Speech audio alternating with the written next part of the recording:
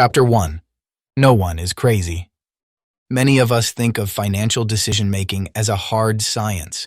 Whether in corporate boardrooms or in our private lives, we assume that if we put data into an equation, we'll know what to do.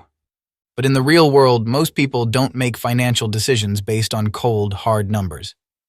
Instead, we ask our friends for advice, check the news for economic predictions, or listen to our gut.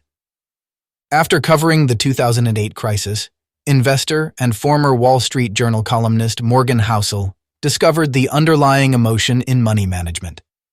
And he realized that successful money management often has more to do with how you behave than with what you know. In his book, The Psychology of Money, Housel outlines various lessons on the biases and blind spots that can lead to bad money management. In the following chapters, you'll uncover a few common misconceptions that may be limiting your financial skills. Key idea is, every financial decision we make is based on our personal experiences and our worldview. Although our personal experiences account for little of what's happened in the world, they make up the majority of how we think the world works. For example, if you were born in the 1990s, inflation has always been so low that you may think it's a non-issue. But if you were born in the 1960s, the inflation you saw in your teens and 20s has affected how you think of the economy.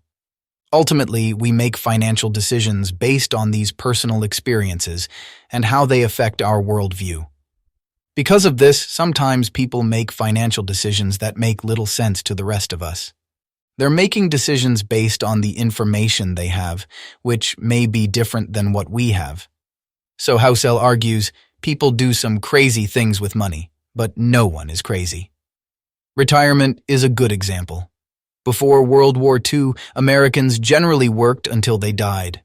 Then came Social Security. The first check cashed in 1940, adjusted for inflation, was worth just $416 in today's dollars.